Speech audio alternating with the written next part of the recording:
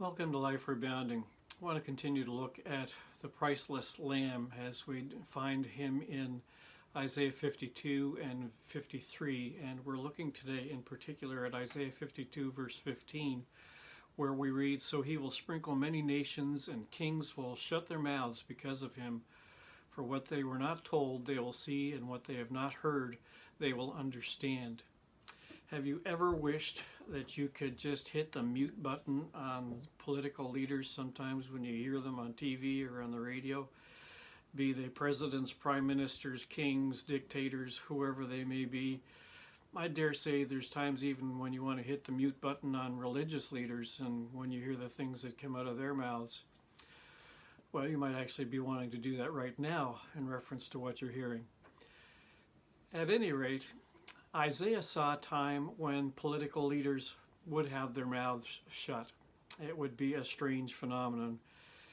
The picture that he sees is of the suffering servant, the Lamb of God, the priceless Lamb of God. And in particular, as he looks at this Lamb of God, the suffering servant, who is exalted after suffering. And that's the perspective that Isaiah is giving us here now, is that of onlookers who see the exalted Lamb of God, the exalted suffering servant, after he has indeed suffered and died. And what he sees is this one who he says will sprinkle many nations. And the word that's sprinkle is rather intentional. It points back into the Old Testament to the Exodus and to the blood that was sprinkled on the doorposts of the people of Israel, so that the angel of death would pass over them. And that became the inspiration for the celebration of the Passover, which was really a foretelling of the coming of Christ, the suffering servant, and how his death, the shedding of his blood, would be the means of atonement. That's what the word points to, is in sprinkling, that Jesus would be the means of atonement for God's people. And so when Isaiah looks at this one, he sees this one who will sprinkle many nations, who will provide atonement for many nations, not just Israel. It's a reminder to us that the implications of the gospel of Christ are global in their impact.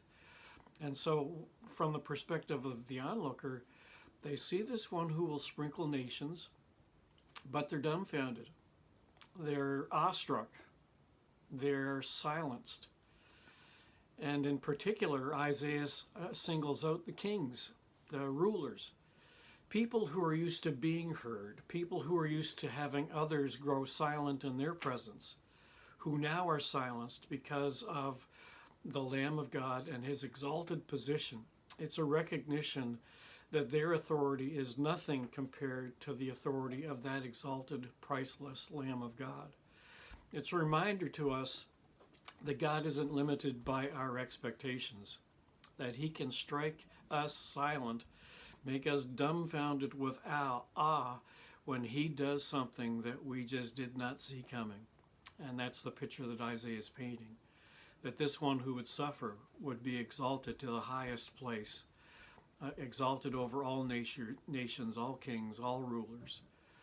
So let me ask you this question.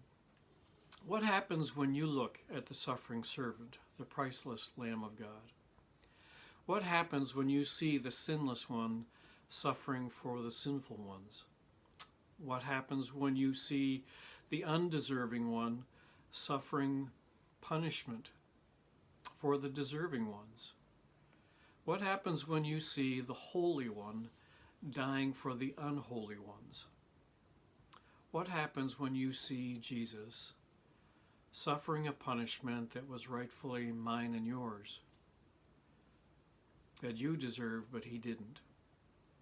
Well, I think that probably one of the responses that strikes us is silence.